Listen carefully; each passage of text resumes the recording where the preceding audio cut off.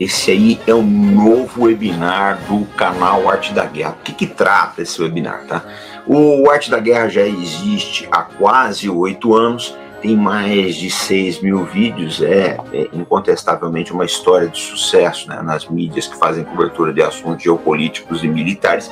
E se você consegue tocar um canal de assunto desses temas tão sensíveis, né, e fazê-lo crescer, você consegue trabalhar qualquer outro tipo de modalidade no YouTube. E é a isso que se dedica o nosso webinar. Nós vamos explicar como é que você faz um canal de vídeo, como é que você monta, escolhe o nome, como você trabalha as hashtags, como você interage com o YouTube, como você faz o seu canal crescer, como você resolve os problemas do dia a dia. Esse webinar vai ser no dia 13 de abril, sábado, às 14 horas, horário de Brasília, e será ministrado por mim e pelo Albert Cabaé, do blog Velho General. Não percam, porque vai ser o webinar do ano. Olá, combatentes do canal Arte da Guerra, tudo tranquilo aí, pessoal? Gente, deixa eu falar uma coisa para vocês.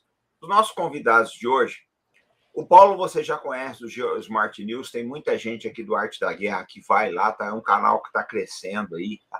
Que promete, porque eles trabalham de forma muito séria. O Paulo tem um conhecimento enciclopédico de assuntos geopolíticos. Eu fiz uma live com ele aqui, que eu, sinceramente, fizemos uma live sobre o Irã Contras, eu fiquei abobalhado de ver o conhecimento dele. É uma coisa realmente fora de série.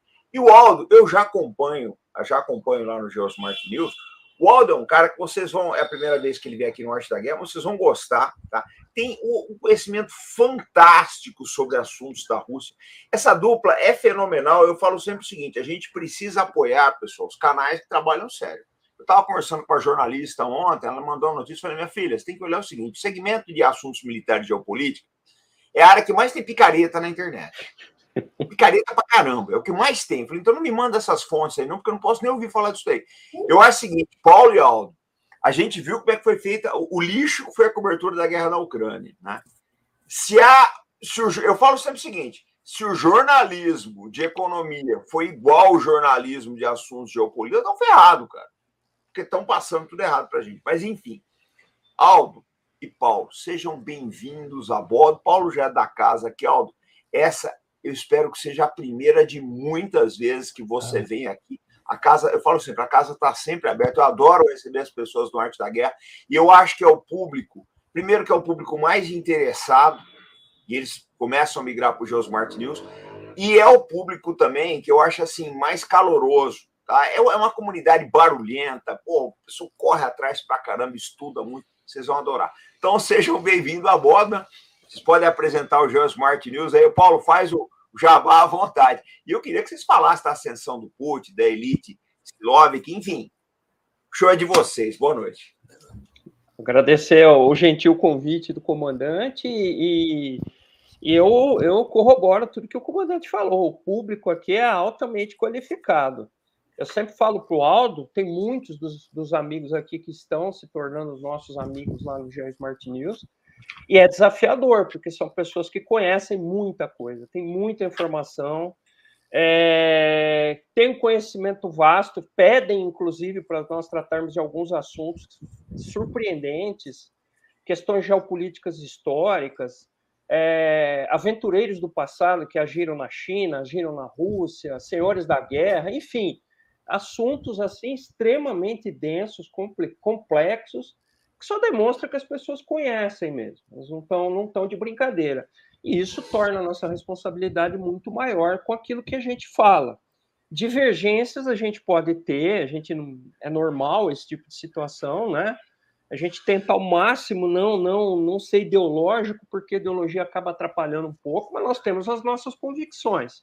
E a gente até paga um certo preço por isso, porque a gente vai contra a corrente e costuma falar algumas coisas que são doídas, né? Eu sei que tem um senso comum aí que domina, principalmente quando a gente vai falar de Rússia, por exemplo, né? A ascensão do Putin, eu até queria combinar com o Aldo, eu vou fazer uma pequena introdução, e o Aldo pilota, porque o Aldo tem um conhecimento, principalmente da questão da elite silovik, que, para surpresa nossa, tem muita gente que não conhece essa história. O pessoal acha que o Putin caiu meio que de paraquedas lá na Rússia, ou então repete o que sai na mainstream media, né? Que é um mafioso, que é um cara que foi colocado lá pelo Boris Yeltsin, etc, etc, etc. Tem algum fundo de verdade nisso, mas a realidade é um pouco mais complexa, né? Eu gostaria de lembrar o contexto no qual o Putin vai surgir, que é aquela transição do final dos anos 80 para o início dos anos 90. A União Soviética entrou naquela crise, o Gorbachev o então secretário do PC russo, o Gorbachev, ele vai sofrer uma tentativa de golpe em 1991, e o grande herói que sai daquela tentativa fracassada é justamente o Boris Yeltsin, que era um cara da Sibéria, um cara bem enérgico, era um cara importante até no diretório daquela região de onde ele veio, na Sibéria, do PC.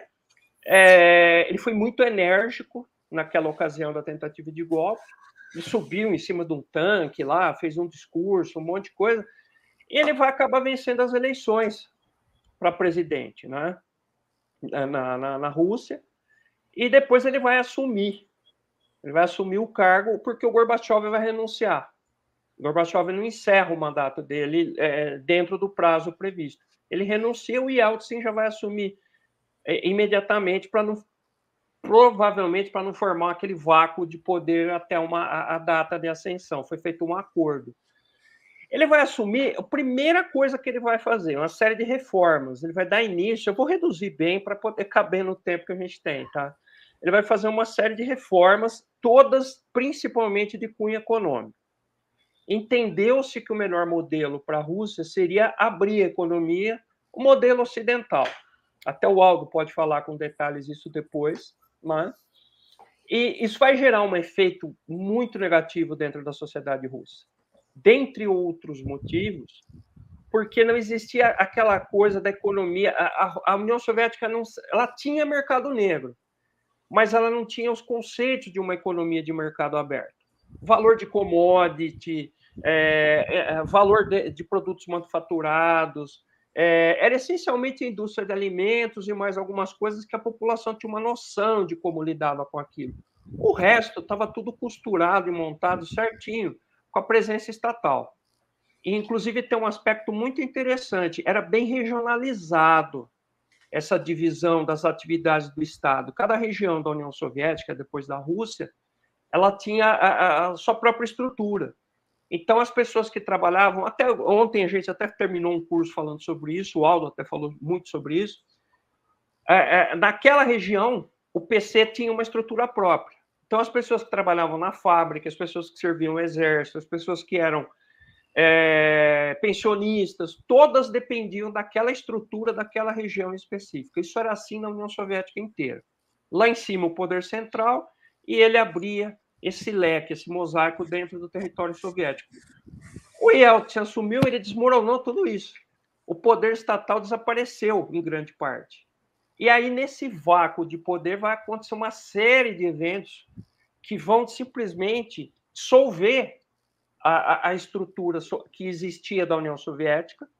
Um vácuo de poder se forma e surgem as figuras dos oligarcas, chamados oligarcas, que, na essência, nada mais eram, em grande medida, do que antigos funcionários do PC, que já tinham manipulado, já tinham trabalhado, quando eles viram que a situação ia desandar, e aí se abre até uma série de debates, o quanto do fim da União Soviética foi induzido, foi planejado para chegar num determinado lugar, né? E eles mandaram dinheiro para fora. A própria KGB já fazia isso nos tempos da Guerra Fria, porque ela precisava de dinheiro para operar fora. Porque assim como os americanos tinham Black Ops, os soviéticos também tinham. Eles precisavam de dinheiro para fazer isso, né? Lógico que não era o mesmo alcance que o Ocidente fazia, porque no Ocidente eram inúmeras agências de inteligência operando. A União Soviética trabalhava apenas com a KGB, o GRU e mais algumas unidades, mas vamos falar de forma genérica a KGB. O fato é que esses oligarcas oriundos da estrutura de poder do Estado soviético, eles começam a se apossar dos ativos físicos da União Soviética, né? Eles começam a se apossar. Eles começam a adquirir, porque o governo do Yeltsin vai fazer uma série de leilões dos ativos públicos. Até o primeiro exemplo, esse vocês acham fácil na internet a história, a famosa fábrica de biscoitos Bolchevique, que era a grande fábrica estatal que existia na União Soviética que fazia biscoitos. Ela foi leiloada e vendida pela bagatela de $660 mil, $650 mil na época. Só para vocês terem ideia, uma fábrica parecida no leste europeu, que foi privatizada mais ou menos na mesma época, foi vendida por $80 milhões. A diferença era embolsada pelos próprios oligarcas. Olha o lucro que eles tinham. E outras vantagens, a questão das commodities, o valor que era adquirido petróleo, outras commodities revendidas no mercado, se adquiria por um preço congelado muito baixo dentro da Rússia e você revendia no mercado internacional pelo preço de mercado. O lucro foi gigantesco. Esse é um fronte. O outro fronte são as crises geopolíticas da Rússia. A União Soviética foi dissolvida, várias das ex-repúblicas soviéticas se separaram imediatamente. A gente pode citar Bielorrússia ou Belarus, os Estados Bálticos, a Ucrânia, algumas repúblicas no Cáucaso, Geórgia, Armênia, Azerbaijão, as repúblicas da Ásia Central, Cazaquistão, Turcomenistão, Uzbequistão, né, Tajiquistão, todas vão se separando. Isso vai gerando uma perda de agregado territorial e econômico para a Rússia muito forte. O que foi mais sentido num primeiro momento, por incrível que pareça, não foi a Ucrânia, foram as repúblicas do Cáucaso. Porque na esteira dessas repúblicas, a partir do final de 94, início de 95, começa a grande crise, que eu diria que foi do governo Yeltsin, que foi a Guerra da Chechênia. Essa Guerra da Chechênia, em grande medida, ela vai ser um prolongamento, até certo ponto, da jihad que tinha sido feita no Afeganistão contra os soviéticos. Inclusive, os serviços de inteligência ocidentais patrocinavam muitos dos chechenos, serviços de inteligência da Arábia Saudita, da Turquia, iranianos, ou seja, todo mundo querendo tirar uma fatia, aproveitar aquele momento de transição da União Soviética para a Rússia. Eu acho que os amigos podem imaginar a crise que isso gerou dentro da Rússia. Então, é um fronte econômico muito sério, uma desestruturação econômica e, ao mesmo tempo, uma desestruturação geopolítica. Por que a Guerra da Chechênia vai adquirir esse caráter tão preocupante para a Rússia nesse período? Porque o exército russo sofreu uma grande derrota tentando reprimir o separatismo dos chechenos. E não havia alternativa para Moscou a não ser reprimir, porque se a Chechênia conseguisse autonomia, geraria um efeito cascata que poderia avançar para outras repúblicas, mais para dentro da Rússia. Isso levaria ao colapso do Estado russo. E o Exército Vermelho não, já era o Exército Russo, ele interveio na região, só que ele vai sofrer uma grande derrota. Isso foi muito desmoralizante. A guerra vai se prolongar, as baixas vão aumentar, e, em paralelo a isso tudo, a crise econômica. Então, a minha introdução é para vocês entenderem onde vai nascer os eventos, onde vão nascer os eventos que vão levar o Putin ao poder. Aldo, por favor, fica à vontade. Tá. Aldo, só um minutinho, deixa eu só pedir o like aí, gente. Pessoal, olha só, vamos dar o like, vamos compartilhar, tá? Bota no grupo de Telegram, Facebook, WhatsApp, vai lá no Twitter, olha que live legal que eu estou assistindo. Só puder dar o superchat, mesmo que simbólico, isso turbina o algoritmo do YouTube, gente. Tá 1.700 pessoas numa live, é bastante, não é qualquer um que consegue colocar, não. A gente faz live com... A gente vê aí essa semana passada, acho que teve 3 lives nossas que bateram 5.000 pessoas. Isso é live com o vice-presidente da República no Estadão. Eu falo sempre isso, é um parâmetro que eu tinha. O Mourão, no auge dele, conseguiu 5.000 pessoas no Estadão. A gente já bateu 5.000 várias vezes.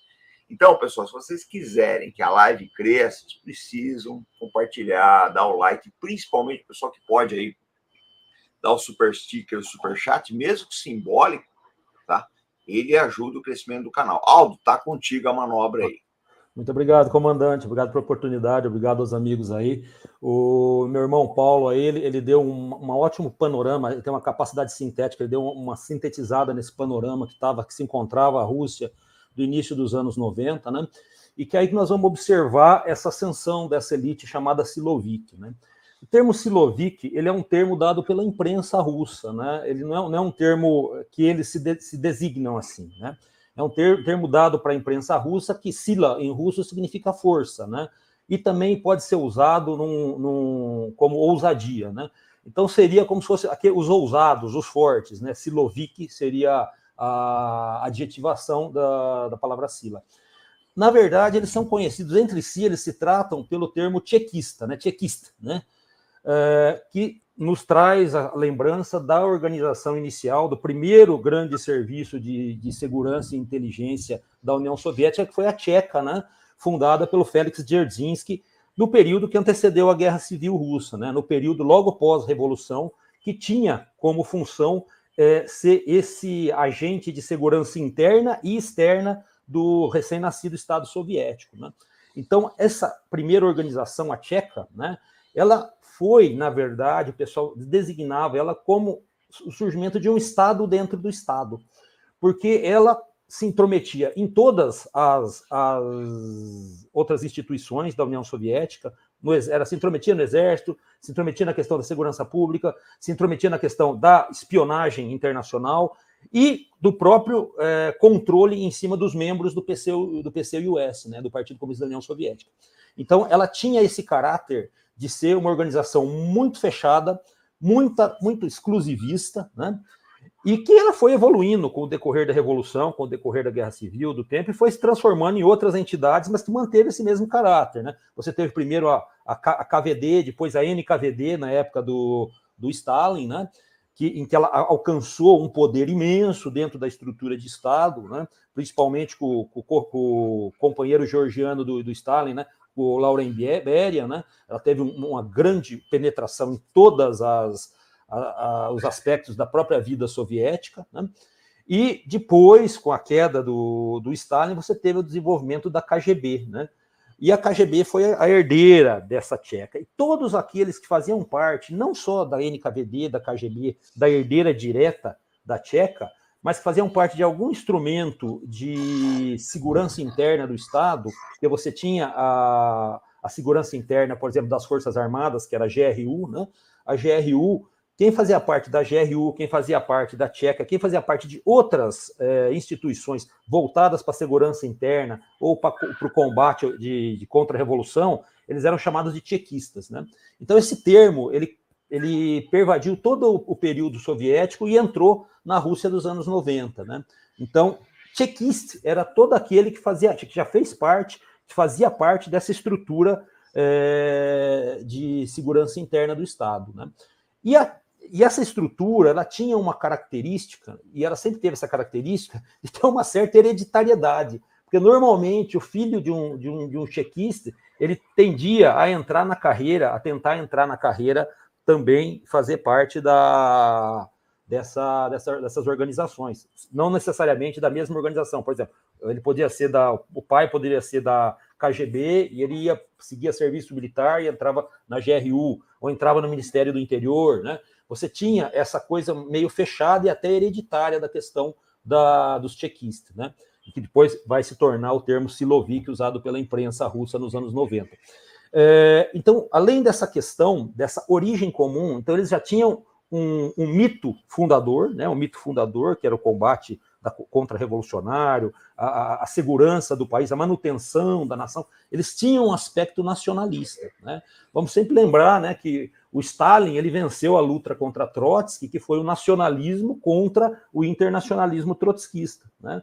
Ou seja, a questão de um regime comunista num país inicialmente centrado nele, para depois espalhar pelo mundo, dá aquela ideia trotskista de não, vamos fazer a Revolução Mundial. Então, já nisso daí, você já teve uma grande, vamos dizer assim, centralização do nacionalismo nesse mito fundador também da questão tchequista e da questão Siloviki. Outra coisa, né? A questão do espírito de corpo, né? foi criado, desde o seu início, um espírito de corpo dentro dessas organizações. Eu não sei, muitos de vocês aí devem ter servido. Eu fui militar, sou ex-militar também, comandante militar. Então, a gente sabe que existe uma questão de espírito de corpo dentro das Forças Armadas, e a estrutura da Tcheca, da NKVD, e mesmo dos Siloviks, é uma estrutura paramilitar, mas que ela obedece àquela questão desse espírito de corpo das organizações militares e paramilitares, né?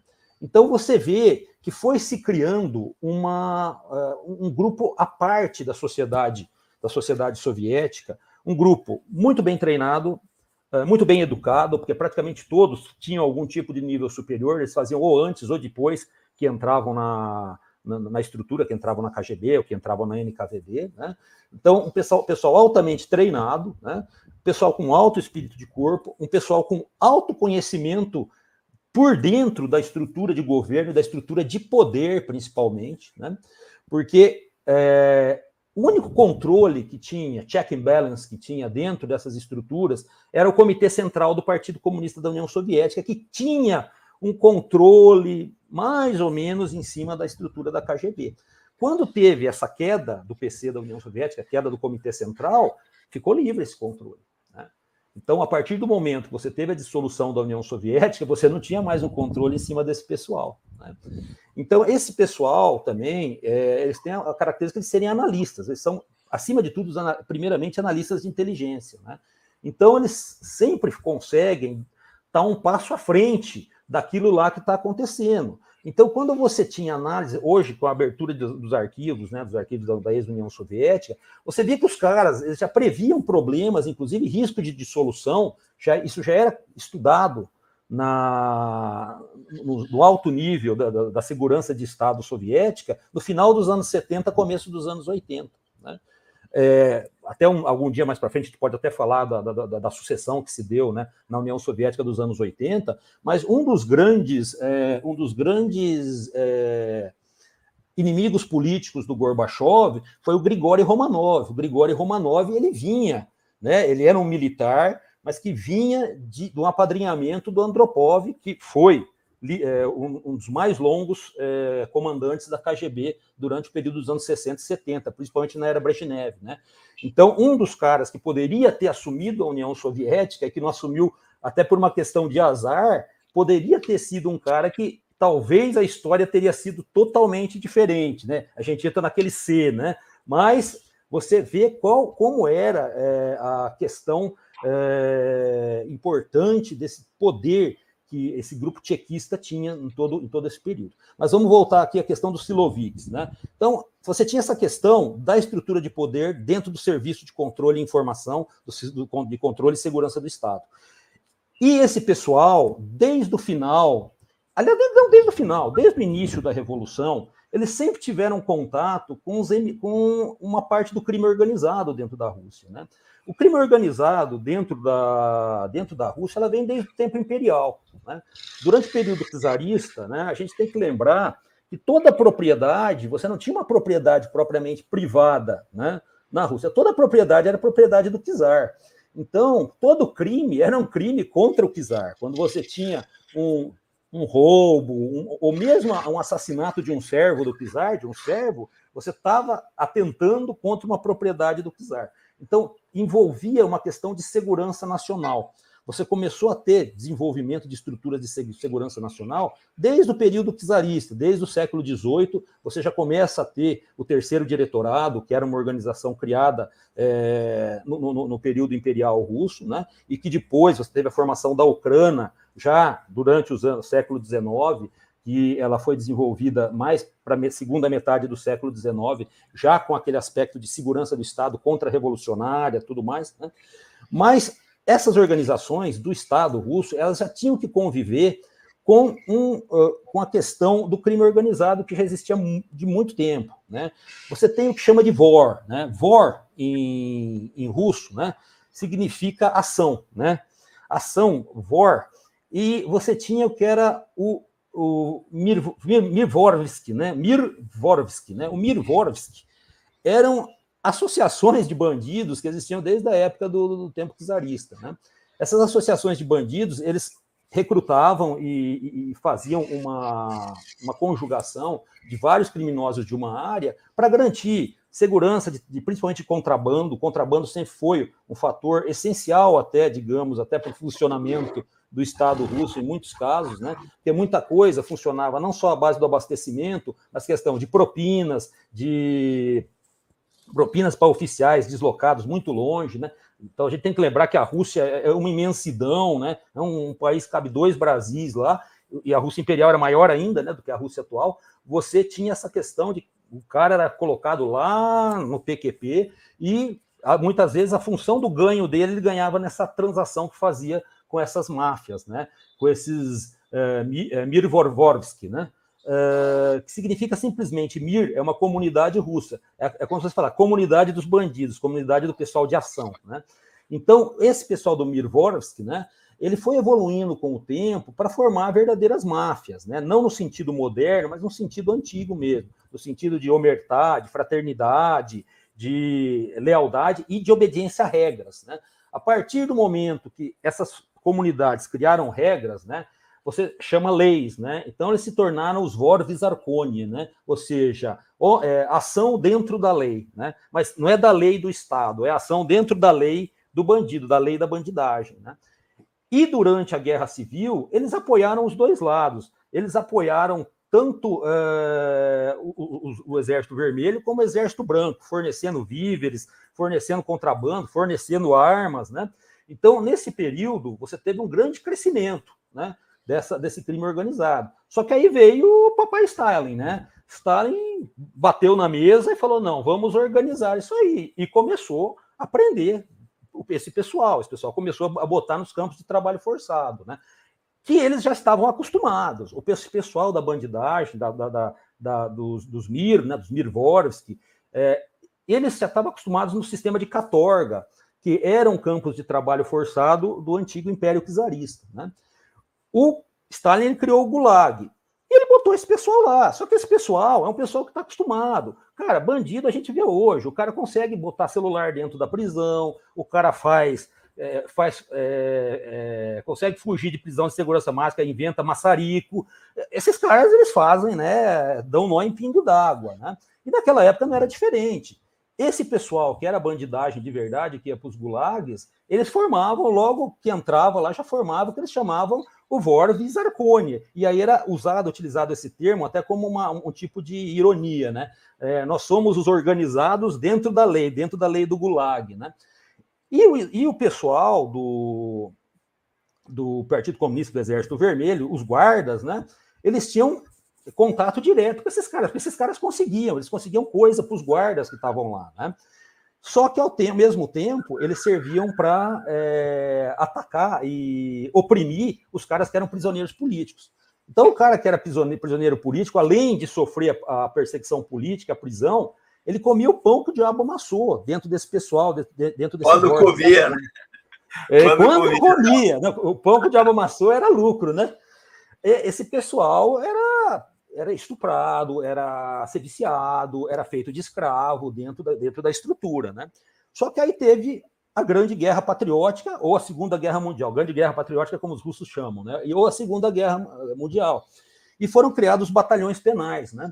Os batalhões penais, eles eram mandados para o fronte, né? E foi prometido que quem participasse dos batalhões penais, eles seriam libertados depois do final da guerra, depois da vitória, né? Tal. E além de todos esses que eram prisioneiros políticos que viram a oportunidade de sair daquele inferno, né? Muitos dos Vorvis Arconi traíram a organização, porque era considerado uma alta traição você compactuar, você servir ao Estado, né? E participaram desses batalhões penais. Quando teve esses batalhões penais, eles se destacaram na guerra, né? E voltaram, só que o Stalin falou, não vou libertar ninguém, vocês vão voltar para o Gulag. Eles voltaram para o Gulag. Só que aí voltaram numa outra, e eles eram chamados pelos Vorvis Arconi, né, de Suki. Suki, em russo, é cadela, né? Só que pode ser entendido também como aquela profissão mais antiga do mundo, né? Então, eles voltaram, né? Só que agora eles estavam tarimbados, né, cara? Eles enfrentaram os nazistas, eles lutaram nas trincheiras, né? Aí teve o que se chama a Vojna Suke, né? Guerra das Cadelas, né? Que aconteceu no sistema prisional, resultou em dezenas de milhares de mortes, né? E os Sukes, eles conseguiram, depois, com a morte de Stalin, né? Eles conseguiram formar uma estrutura paralela dentro dos campos prisionais, ao lado dos Vizarkone, e eles foram libertados após a morte de Stalin. Aí, quando o Khrushchev assumiu, ele cumpriu a promessa e libertou esses caras. Só que esses caras já estavam tarimbados, eles foram tarimbados na guerra, eles foram tarimbados na luta contra os Vizarkone, e eles tinham contato justamente com o meio militar e com o meio de segurança interna, né? E, nesse período, a KGB ela começou a utilizar muito os serviços, né, de profissionais do crime, tanto dentro quanto fora da União Soviética. Fora, principalmente, para tentar formar bases de contravenção dentro dos países do bloco ocidental, né? Também conseguir informações e ter controle dentro dos países do Pacto de Varsóvia, e dentro da União Soviética era para ter controle também, para ter conhecimento e controle da população, mas também para conseguir, né, a mumunha, né? Porque esses caras conseguiam, são os caras que conseguiam fazer o contrabando, principalmente de produtos ocidentais, para a União Soviética, né? Então, foi criado toda uma estrutura de mercado. Você tinha um mercado negro para a população, mas você tinha também um mercado negro que abastecia a inteligência, a classe privilegiada do estamento russo, né? E quem fazia isso eram aqueles caras que eram os ex-Sukes lá, que tinham contato com essa nova elite. E aí foi se criando uma simbiose durante os anos 60, 70, né, em que você tem participação, a partir dos anos 70, inclusive de altos oficiais que formaram uma organização que chamava Pirâmida, né? A Pirâmida, ela era uma organização que envolvia muitos tchequistas, né, e muito pessoal do crime organizado, das máfias, né? As máfias você tem inúmeras, você tinha centenas de máfias na União Soviética. As duas mais poderosas, as três mais poderosas, era a Polyanskaya era de Moscou, a Tambovskaya, que era de São Petersburgo, e a máfia chechena, que eram vários grupos que atuavam, mas principalmente no Cáucaso e no sul da União Soviética, né? Mas essa pirâmide era um esquema que quem entrou nela foi até a Adia Brezhneva. A Adia Brezhneva é a filha do Leonid Brezhnev, né? Nos anos 80, ela chegou a esquentar por uns minutinhos uma cadeira na delegacia, porque ela foi presa com o tráfico de joias ocidentais, né? E ela fazia parte desse esquema da pirâmide, né? Então, esse era um dos esquemas que tinha nessa época, dos anos 70 e 80. Então, por que eu estou falando isso? Eu contei essa história, até me estendi um pouco essa história da questão da máfia russa. Porque ela vai criar uma simbiose com esses tchequistas, tá? Eles vão criar uma simbiose que era, inclusive, por questão de segurança de Estado. Por quê? Porque eles já previam que ia dar alguma M na frente lá. E eles começaram a fazer esquemas de desvio de dinheiro do PCUS para uma emergência. Também para enriquecimento, lógico que ninguém é santo lá, mas também para uma emergência em termos da questão de segurança estatal. Eles começaram a formar cooperativas, na época que você tem a morte do Brezhnev, no começo dos anos 80, o período duplo lá do Andropov e do Chernenko, que os dois juntos acho que não deu nem 3 anos lá, né, tão velhos que estavam, e a assunção do Brezhnev lá por meio dos anos 80, né, eles começaram a ver que essa questão dessa transformação, da perestroika, da transformação do sistema, né, para uma economia capitalista, promovia uma forma deles agirem e facilitava eles jogarem dinheiro para o exterior. Então foram criadas inúmeras cooperativas e cooperativas bancárias, porque um dos projetos da perestroika era expandir a questão das cooperativas, tanto cooperativa rural, cooperativa industrial. Para quem a gente que é da época lá dos anos 70, 80, dos bancos escolares, a gente aprendia que tinha os dois grandes sistemas desenvolvidos na União Soviética, que era o Sovkhoz e o Kolkhoz, né? O Sovkhoz era totalmente estatal e o Kolkhoz era a ideia inicial de serem essas cooperativas. A perestroika estava tentando meio que recuperar essa questão do Kolkhoz, né? Então, eles abriram essas estruturas e começaram a jogar dinheiro para fora, a jogar dinheiro para abrir estruturas, né? E montar essas estruturas que pudesse dar um apoio quando a coisa ruísse, né? Então, aí vai entrar o grande choque que vai ter nos anos 90. Esse pessoal, os tchequistas ou siloviks, né, eles tinham previsto e estavam se preparando para o choque que viria, né? E você tinha a questão do pessoal dos oligarcas, que, como o Paulo muito bem falou, os oligarcas eram tecnocratas que tinham uma visão muito rápida e muito boa de economia e de administração, que eles viram que a coisa ia desmoronar, eles ficaram com as empresas que eles trabalhavam, né?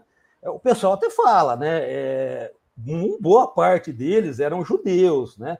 Mas por quê? Porque os caras já têm tradição de mexer com dinheiro, já sabe, você vê o cara, ele abre uma loja assim e o negócio prospera. Eles têm uma visão, é uma questão histórica. Então, muitos desses caras eram judeus mesmos, tá? Esses oligarcas, né? Eram tecnocratas que trabalhavam e acabaram desenvolvendo aí e pegando essas empresas. Uma das coisas que eles estavam fazendo até chegar a questão do Putin chegar ao poder, que era a drenagem dos ativos naturais da União Soviética, né? A União Soviética, logo que você teve a queda do modelo comunista, ela caiu totalmente a precificação. Você não tinha método de precificação, né? Esse foi um dos grandes problemas e uma das grandes críticas que se faz à perestroika também, né? Você não tinha a menor ideia de precificação. Quem assumiu não tinha. Então ficou meio que congelado o preço desses ativos internamente na União Soviética, seguindo o valor do rublo, que virou uma moeda fantasma, né? Esses caras pegavam todos esses ativos, petróleo, gás, madeira, minério, pedras preciosas, e jogavam para o mercado externo, obtendo lucros fenomenais, né? Então, não é que os caras ficaram milionários do dia para a noite, eles ficaram bilionários, né? A coisa era na casa dos bilhões de dólares, né? Só que aquela história, né? Esses caras, inicialmente, logo que eles entraram, que você teve o golpe contra o Gorbachev, que foi em agosto, né? Em agosto de 91, em dezembro, esse pessoal dos tchequistas, esse grupo Siloviki, eles tinham uma influência muito grande na Duma recém-criada, né? Então eles conseguiram passar um plano, né? Um projeto de lei, que virou lei, em que todas as áreas de segurança nacional e todas as empresas estratégicas teriam que ter pelo menos 70% do seu staff formados por pessoas ligadas aos grupos de segurança nacional. Esse detalhe, essa lei, salvou a Rússia da desintegração nos anos 90. Porque a partir do momento que esses oligarcas começaram a botar a manguinha de fora, o sistema todo já estava tomado pelos siloviks. E eles começaram a fazer o que contra esse pessoal? Lawfare.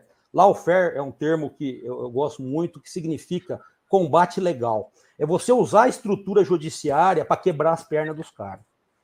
Aí, os siloviks, eles já tinham o procurador-geral na mão, já tinham várias varas judiciais na mão, já tinha todos os serviços de investigação fiscal, investigação criminal nas mãos, alfandegária, né? Então, pegar os caras foi a coisa mais fácil do mundo. Aí você começou a ver os caras indo para julgamento em cana e perdendo as empresas, como aquele dono da Iucos, né?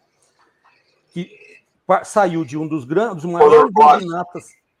Mikhail Khodorkovsky. Mikhail Khodorkovsky, um dos maiores magnatas de petróleo do mundo, foi curtir uma sessão de um spa na Sibéria, né? Então, essa atuação dos siloviks, ela se deu dentro de um grupo muito fechado, mas também de um grupo muito ativo, e com um grupo também de consciência nacional. Eu não vou questionar os métodos, né? Métodos sujos foram usados. Gente, nós estamos falando de quem cresceu em simbiose com o crime organizado. Então, você teve, sim, métodos sujos usados nessa guerra, que foi uma guerra, né? Foi uma guerra. A gente que viveu a época dos anos 90, você tinha notícia lá, e nego entrava em boate 15, 20 cara com AK-47 e metralhava todo mundo. Era bomba, explosão de carro com bomba, era a coisa mais frequente que você via em Moscou, né? Era uma coisa que a gente vê hoje no México. O que a gente vê hoje nos cartéis mexicanos foi o que ocorreu na Rússia nos anos 90, né? Com as guerras entre oligarcas, mafiosos e a questão dos siloviks, né?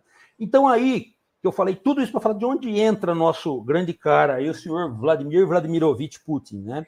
O Putin, ele é um silovik, ele era um tchequista, ele entrou na KGB no final dos anos 60, né? Historicamente, o pai dele fez parte da NKVD durante a guerra, né? Alguns dizem que tem uma questão de exageros históricos aí, mas parece que o pai dele atuou, foi herói de guerra, atuou contra forças nazistas nas tropas da NKVD nos países bálticos, se eu não me engano, acho que foi na Estônia, né? Ele foi ferido, cruzou um rio, de 14 membros do grupamento dele, só ele e outro que chegaram vivos, né? Então ele tem esse histórico aí da família, né? Quando a gente fala a questão familiar, né, de transmissão aí, ele tem esse histórico do pai dele, né? E ele cresceu de uma forma muito humilde na região de Leningrado. Ele perdeu 2 irmãos durante a guerra. Um irmão morreu de fome, outro morreu de tifo, né? E ele nasceu já depois da guerra, mas ele perdeu os pais dele. A mãe dele quase morreu durante o cerco de Leningrado. O cerco de Leningrado foi um dos cercos mais brutais da história, né?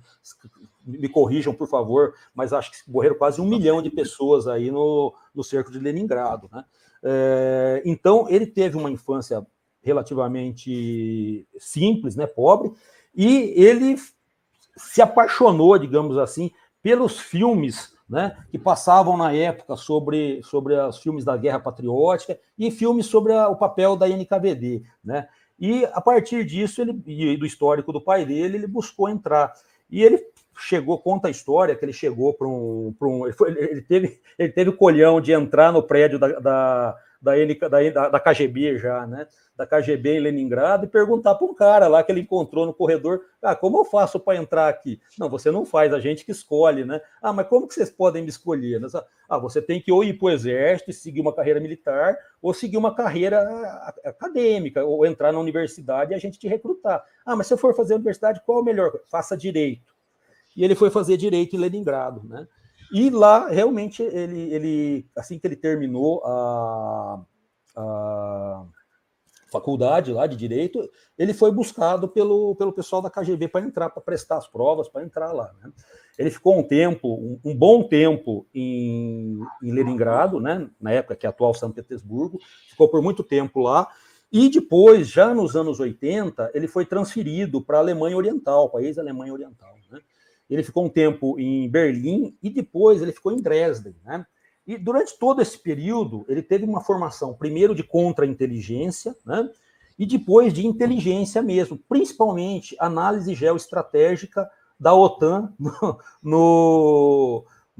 naquela época, naquele teatro dos anos 80, né? Ou seja, o cara ele manja pouco da OTAN, né? Então, ele trabalhou nessa época em Dresden. Só que quando teve a queda do Muro de Berlim, ele ficou muito preocupado com aquilo lá, porque ele estava presente, ele presenciou a queda do Muro de Berlim, né? E quando quando foi dado o golpe contra o Gorbachev, ele pediu desligamento. Ele falou: vou me desligar. Só que automaticamente que ele pediu esse desligamento, ele foi chamado pelo ex-chefe dele na faculdade de Direito para atuar junto com ele lá, né?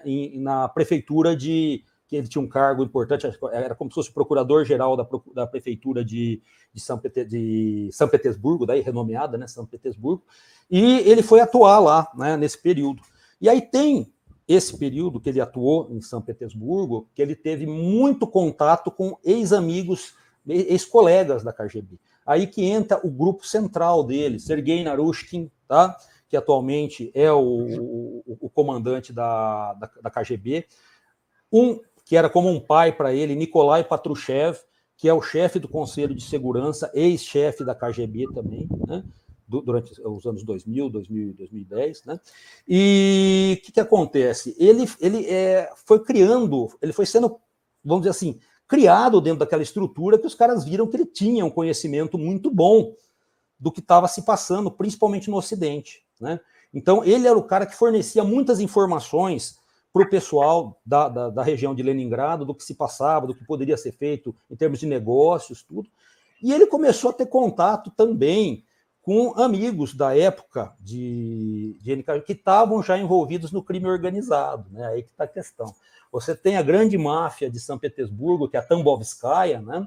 Um dos grandes amigos dele era um cara que era um boxeador, e vamos lembrar que o Putin ele gosta também muito de artes marciais, ele é faixa preta, 6º dan de judô e 3º dan de sambo. Sambo é uma modalidade russa que até eu pratico, eu gosto muito também, mas o sambo é uma modalidade russa que lembra muito o judô, mas tem misto boxe e artes marciais, né? E wrestling, né? Então, ele tinha um contato com esse cara, né? E esse cara introduziu ele para o mundo, né? Conhecimentos para o mundo do pessoal da Tambovskaya, né? E lá eles criaram foi feito esse casamento entre o crime organizado e a estrutura Siloviki de São Petersburgo, né? E aí ele é apresentado ao Boris Yeltsin, quando o Boris Yeltsin estava na pior fase da vida presidencial dele, né? Que tinha reativado a guerra da Chechênia, você estava partindo para a Segunda Guerra da Chechênia, estava com a economia em frangalhos. Vamos lembrar que a Rússia, em 98, ela teve uma crise econômica que ela quase foi a bancarrota, né? Quase teve que pedir pinico para o FMI, né? E ela estava num período terrível para o Yeltsin, e o Yeltsin foi apresentado, né, para esse cara, e a elite siloviki se moveu para convencer ele a colocar ele como primeiro-ministro, né? E aí, colocado como primeiro-ministro, ele teve uma atuação digna de Oscar na questão da Segunda Guerra da Chechênia, né? Porque ele conseguiu fazer um esquema de apadrinhamento dos clãs chechenos, muitos clãs que tinham lutado contra os russos na Primeira Guerra da Chechênia, e o principal clã, que a gente fala de clã, mas era uma máfia, né? O clã Kadyrov, na verdade, a máfia Kadyrov, né? A família Kadyrov, ele conseguiu, junto com outros clãs, fazer um apadrinhamento desse pessoal, em que ele jogou todo o serviço sujo na mão dos Kadyrov, né? Ele reestruturou também, lógico, teve uma reestruturação do exército russo, né? Acho que a partir dessa Segunda Guerra da Chechênia, você tem esse grande divisor de água. Você tem um primeiro exército russo antes dela e você tem um outro. Esse outro exército russo não é mais aquele exército herdeiro dos soviéticos. Ele começa a ter um posicionamento, quando a gente vê em termos de tática estratégica, bem diferentes. Que ele vai evoluir muito até chegar ao que a gente vê hoje, tá? Mas então ele consegue, graças a esses acordões, essa questão dele é muito político. O Putin, ele primeiramente é um agente que faz análise, então ele analisa tudo muito, 1000 vezes. E segundo, ele é um advogado, gente. Ele faz as coisas by the book. Então ele vai fazer a coisa pela escrita da lei. Ah, mas ele faz muita coisa contra a lei. Eu sei, meu filho, mas ele tem o lawfare na mão. Na hora, ele consegue transformar aquilo lá em legal, né? Então, desculpem se eu me estendi muito, acho que às vezes eu sou meio prolixo, tá? Mas era isso que eu gostaria de falar dessa questão dessa ascensão aí do Putin e da questão da elite siloviki. Perfeito, Aldo. Gente, vamos dar o like, vamos compartilhar. Vamos botar nos grupos de Telegram, WhatsApp, Facebook, tá? E o pessoal que puder contribuir com o Superchat, aí mesmo Superchat simbólico, aí R$1, R$2, ajuda o canal. Quem quiser se inscrever no Clube de Canais também está ajudando o canal. Chapelada de alumínio, que vem falar bobagem aqui, gente, que vem desses canais malucos, aí não adianta que não se cria aqui. O cara comenta uma vez... Na primeira a gente fica, será que ele é chapéu de alumínio? Na segunda não tem dúvida, nunca mais fala aqui. Aprendam isso, gente. O pessoal que está chegando, quer chapéu de alumínio, fica quieto, cara. Porque se você ficar quieto, você passa por sabe. Se você falar, a gente vai descobrir que você é um idiota, mas tirar daqui, gente. Aqui a gente tira, assim, em doses cavalares. Tiramos chapéus de alumínio em doses cavalares. Mas, assim, é a produção aqui... Olha, se a Ucrânia produzisse drone como nós produzimos chapéu de alumínio excluído, ela tinha ganhado a guerra. Eu quero mandar um abraço para a Tatiane, tá? O Freitas Team teve aqui e ele falou que está fazendo aniversário hoje, Tatiane. Então, um grande beijo, tá? Toda a família Arte da Guerra aqui, do Geosmart Nilson, um grande beijo para você, Tatiane. Muitas felicidades nessa quinta-feira aí e curta a vida. Paulo, eu vou passar para você aí, para você dar sequência. Depois a gente começa, já a gente chega com 1 hora de live, a gente já começa a arredondar para fazer o final. Mas eu queria que você desse as suas impressões sobre o Putin e continuasse a explanação do Aldo, que é muito importante. Depois a gente devolve para ele. Está contigo aí. Não, fantástica a explanação do Aldo. O Aldo tem um conhecimento muito profundo sobre o assunto. É impossível falar de Rússia hoje sem ter essas nuances, ter o conhecimento, pelo menos, dessas nuances que o Aldo transmitiu aqui no canal, né? Lembrando que o Putin ele foi um especialista em informação na Alemanha, ele tem cabeça de alemão, ele conhece o pensamento do alemão, isso diz muito do Putin. Ele fala alemão, ele conhece a língua alemã, o pensamento, o jeito que o alemão pensa. Né? Isso diz muito do Putin. O Putin, ele é, tecnicamente falando, ele não é um espião, ele é um geoestrategista. Ele é um analista de informação com um viés de geoestratégia. Ele olha no mapa, ele vê o big picture, vamos dizer assim, ele vê a amplitude do negócio. Esse é o diferencial do Putin para os outros líderes dos últimos anos. O que a gente vê é um monte de carreirista, funcionário de banqueiro, funcionário de agiota, funcionário de financista, né? A tal da democracia ocidental só tem isso, não se iludam. Lá na Rússia, a banda toca um pouquinho diferente. Ele pode ser, sim, antes que me linchem, que me critiquem, mas ele pode ser, sim, funcionário de um grupo, como o Aldo explicou, Siloviks e um grupo de oligarcas. Inclusive, as últimas informações que a gente tem acesso dizem que o sucessor dele está sendo escolhido entre os oligarcas. Vai ser um cara que deve continuar o legado do Putin, porque o Putin ele já está planejando, quando eu falo Putin, leia-se a Rússia, o governo russo, ele está planejando um monte de investimentos que assim que a situação na Ucrânia for resolvida, vai ser um baque para os interesses ocidentais como eles estão estabelecidos até aqui. O Ocidente vai ter que se reinventar e, pelo jeito, está tentando fazer isso nos bastidores. Não é por outro motivo, por exemplo, que a Índia está trabalhando com um sistema de pagamento paralelo ao SWIFT, que, segundo dizem, esse sistema paralelo indiano não é dos indianos, é dos britânicos, que coincidência, né? Porque ninguém vai querer perder o boom econômico que vai se abrir na Rússia. É a exploração do Ártico, é a exploração da Sibéria, é a exploração do Extremo Oriente, é a rota, é o corredor comercial norte-sul no Irã, com direção ao Golfo Pérsico e à Índia. Isso tudo eu estou explicando, eu estou falando, porque isso envolve geopolítica e geoeconomia. E o Putin está pensando só nisso. Eu sei que muita gente, quando fala dos eventos, está preocupada com o videogame, né? Quantas bombas a OTAN vai jogar na Rússia? Quantos tanques o Putin tem? Eu sei, isso é parte só.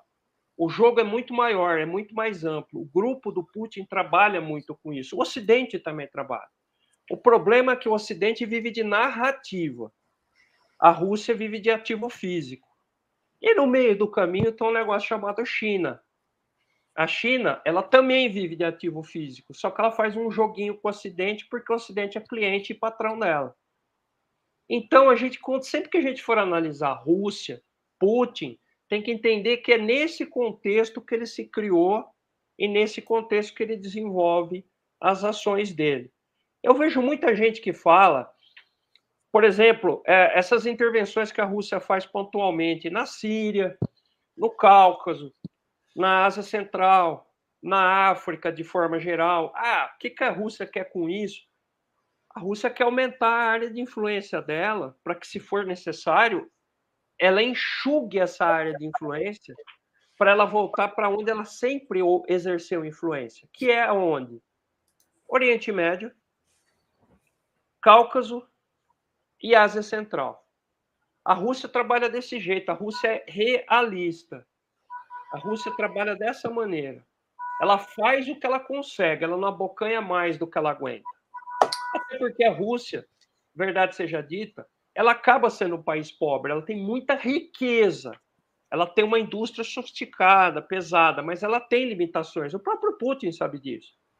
Por isso que ele não dá o passo maior com a perna. O exemplo maior é o que está acontecendo na guerra na Ucrânia. Ah, por que a Rússia não ataca em massa? Não ataca porque não tem condições. Não, é porque ela não quer fazer isso. Porque para que fazer isso, ampliar tanto assim a guerra, se ela está atingindo, no longo prazo, exatamente o objetivo de todo exército estratégico, que é destruir o exército adversário, já deve estar indo para o 4º exército ucraniano, que está lutando contra os russos, porque os outros 3 já foram para o vinagre, né? E tem outro detalhezinho. Peguem o mapa e dêem uma olhada, amigos. A ocupação que os russos estão exercendo direta e indiretamente são as áreas mais ricas do leste ucraniano. Eles têm uma ponte terrestre para a Ucrânia.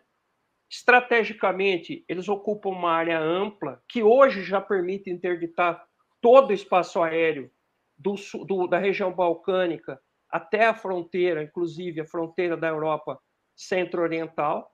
Os mísseis terrestres russos têm um alcance excepcional, tanto que os russos usam os mísseis deles quase sempre a partir do seu próprio território, né?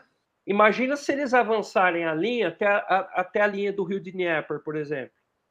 Eles vão conseguir derrubar avião da OTAN dentro da Polônia, dentro da Romênia, talvez até mais ou menos na linha do Mar Adriático. Isso tudo eu estou comentando para vocês verem. É a visão que o establishment russo tem. É geopolítica. E é assim que funciona. Ah, morreu 50 mil russos, 60 mil russos. A conta não é essa, gente. É o que a Rússia ganhou com essas perdas. É pouco. Pelo que eles ganharam, é muito pouco. É isso, comandante. É isso, Aldo. Peraí, eu vou passar para o Aldo aí. Deixa eu só pedir o like aqui, pessoal. Ó, tá sendo elogiadíssima a live de quase 2.700 pessoas. Vocês veem o sucesso, o interesse que o público brasileiro, o Aldo e Paulo, eles têm por geopolítica. Infelizmente, a televisão e a grande mídia não perceberam isso. E também não vai adiantar perceber, porque o cara, para ir para a televisão, para falar aquelas coisas de sempre, aquele discurso atlanticista que a gente está por aqui de saber, não vai adiantar. Eu estava falando com um amigo meu, eu falei, ó, cara, não vai adiantar vocês fazerem um programa e narrar a linha atlanticista. Tem um monte. O povo já não vai mais, porque é isso aqui. Eles querem ouvir, mas o que está acontecendo? Por que a Ucrânia está perdendo a guerra? Parece que agora a CNN já admitiu que a Ucrânia está indo para o buraco mesmo. Mas eu acho que não se percebeu ainda no Brasil a quantidade de gente interessada nisso. E eu acho que os nossos canais, a nossa comunidade, viu, Paulo, Aldo?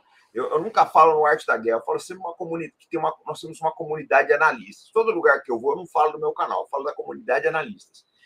Eu acho que o público que gravita em torno dessa comunidade é o pessoal que está realmente interessado em saber para onde o mundo vai.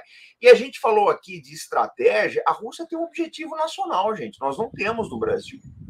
Prova disso, que é uma prova que a gente não está nem aí com a Vibraz. Olha o que fizeram com a Vibraz.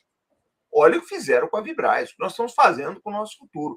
Eu falo sempre que o brasileiro, infelizmente, ele tem raiva da boa sorte que a Providência deu para ele. Porque nós tivemos uma sorte fantástica, gente. Somos os maiores países do mundo. Solo arável, clima bom, tudo que você quer em termos de minérios tem, muita água, e a gente parece que não reconhece isso. Vou passar para o Aldo. Aldo, eu ia passar para você para as considerações finais, e eu queria dizer o seguinte para vocês. Olha, essa live está maravilhosa, vamos fazer outras aqui, vamos fazer outra agora em abril ou em maio, a gente faz mais aqui, porque é muito importante essa divulgação de conhecimento. Viu, Paulo? E depois vamos fazer com retransmissão simultânea para o seu canal, que é importante. Depois você pega essa aqui, baixa e sobe lá para o pessoal. Mas, Aldo, tá contigo a manobra aí. Tá, joia. Isso daí, até dando prosseguimento nisso daí que o comandante falou, essa questão da questão do Estado Nacional e de um projeto nacional, né? A questão de você deixar tudo aberto, deixar tudo aberto, a Rússia passou por isso. Por que a Rússia é traumatizada? Gente, em 91, quando você teve aquela transição totalmente atabalhoada, né, do modelo da perestroika para o modelo capitalista, os dois caras que conduziram isso foram Anatoly Chubais e o Yegor Gaidar. O engraçado é que os dois eram dois comunistas, assim, daqueles de ir para a rua, tal, nos anos 70, 80, e viraram a chave, assim, totalmente, né? Os caras fizeram o neoliberalismo selvagem na questão da transformação da economia russa. Eles simplesmente, realmente acabaram com o Estado. Né? Eu brinco que eu falo que você tem dois grandes episódios. Você quer saber como é que funciona uma sociedade sem Estado, é você analisar essa Rússia dos anos 91 e a Somália quando os americanos saíram de lá no final dos anos 90. Né? Foram duas sociedades sem Estado. Né? A Somália, para quem já assistiu lá Falcão Negro em Perigo, não sei o quê, e vê o que estava acontecendo, foi daquilo lá para pior. Né? E a sociedade russa, ela sofreu uma perda humana, foi um sacrifício humano que você só vê em fases de guerras, de grandes guerras. Tanto que na mente de quem era veterano de guerra daquela época, nos anos 90, que ainda tinha muito veterano da Grande Guerra, da Guerra de 40, os velhinhos falavam, nem na época da Grande Guerra a gente passou pelo que a gente passou aqui. A Grande Guerra, você tinha a questão da violência e da morte na guerra, mas a estrutura do Estado estava mantida na retaguarda. O cara recebia pensão, o velhinho recebia comida racionada, mas recebia atendimento médico. Na Rússia de 91, isso sumiu. O cara que recebia pensão, a pensãozinha dele de alguns 1.000 rublos lá, desapareceu. Você teve uma queda da expectativa de vida do homem nos 2, 3 primeiros anos, caiu de 65 anos para 52 anos. Você calcula, isso não é um russo que está falando, tá? É um estudioso, até um cara de esquerda, eu não lembro, acho que é de Yale, é o Rosenfield. Ele calculou que morreram cerca de 3,4 milhões de russos nesses 3 anos que se seguiram, principalmente velhos, doentes e suicídios. Suicídios e morte por alcoolismo, né? 3,4 milhões. E se você procurar a evolução demográfica russa nesse período, tem essa queda mesmo. Então não é invenção, né, de quem está querendo demonizar o capitalismo, demonizar o neoliberalismo. Não, foi isso, foi aplicação. Foi aplicação 100% do que tem muito cara que se diz aí anarcocapitalista gostaria de fazer. Uma sociedade sem Estado, vai ver o que acontece. Né? Então, os próprios caras viram a caca imensa que fizeram, né? E esse pessoal que presenciou, que assistiu essa crise, essa tragédia dos anos 90, essa elite silovique que viu isso, eles falaram, não, aqui não vai acontecer de novo. Então, eu acho que eles sentiram na pele o que é você ser, praticamente, não é nem uma colônia, você foi um objeto de uma experiência científica, né? Experiência científica de massa, né? Então, esse pessoal, eles sentiram na pele e eles criaram. Pode-se ter toda a crítica que se tenha, falta de liberdade, questão de perseguição ao opositor. Não vou falar que tem mesmo, mas existe um projeto de país. Isso não dá para negar. Então é isso aí, gente. Então, agradeço muito a vocês todos aí, agradeço a atenção, agradeço a participação aí do meu amigo Paulo, como sempre o meu parceiro aí de trabalho. E agradeço ao comandante Robson, é um prazer, que eu estou aqui até como fã, que eu acompanho o Arte da Guerra há muito tempo, há uns 6, 7 anos já também, tá bom? Ô Aldo, olha só, essa daqui, vocês não vão fugir não, é a primeira de muitas, tá? Vamos fazer outras aqui. Gente, eu quero agradecer, tá? Eu queria que vocês seguissem o canal GeoSmart News. Vocês já tinham visto o Paulo aqui, já conheciam ele, quem é do Arte da Guerra, tá? Eu sei que tem muita gente do GeoSmart News aqui, e hoje vocês tiveram a oportunidade de conhecer o Aldo. Eu acho que foi uma live maravilhosa, tá? Fantástica, um conhecimento assim, acho que explicaram muita coisa do que é a Rússia, a coisa é muito mais vasta, muito mais ampla e muito mais profunda do que a imprensa coloca por aí. Então, nós vamos fazer outras lives aí, tá? Eu peço para o pessoal, tá, que siga o GeoSmart News. Depois, viu, o Paulo, não esquece não, baixas daqui, sobe lá. É bom para você, traz mais uma audiência, é muito importante. Porque, gente, nós temos que mudar a visão que o Brasil tem do mundo. A nossa visão é infantil. A visão geopolítica que nós temos nesse país é infantilizada. Eu falo sempre isso. Eu converso com algumas pessoas como se eu estivesse falando com uma criança de 6 anos. É uma visão infantilizada, tem que pegar. E eu não tenho muita paciência né? O fuzileiro naval que habita aqui, eu não consigo. Vocês são mais didáticos que eu. Eu sou, assim, naquela do exército soviético. Se você não souber, nós ensinaremos. Se você não quiser, faremos querer. Então, eu peço apenas, o Paulo, Aldo, vocês ficam aqui um minutinho, que eu vou dar um debriefing rápido aqui para vocês, tá? Gente, hoje talvez saia mais um vídeo da Ucrânia. Eu fiz um vídeo agora falando do Irã. Eu apontei todo mundo está falando do Irã atacar Israel. Eu apontei aí uma possibilidade do Irã prejudicar muito Israel atacando o Kurdistão, que o petróleo está vindo de lá. Mas, enfim, depois vocês dão uma olhada lá, tá? E comentem aí. Então, pessoal, esse foi o nosso vídeo de hoje. A gente volta amanhã, então, sempre com responsabilidade, compromisso e fé no Brasil. Obrigado, Aldo. Obrigado, Paulo. Aguenta aí que eu vou dar um citré para vocês aí. Beleza.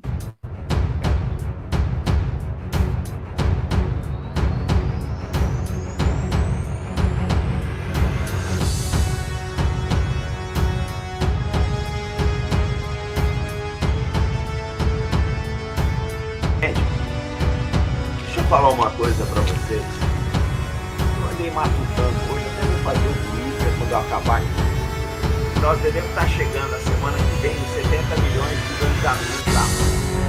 E eu quero fazer uma live lá no Velho General para comemorar. Essa semana eu publiquei um artigo no Velho General, é um artigo que é para assinantes, mas que ele fala sobre a parceria entre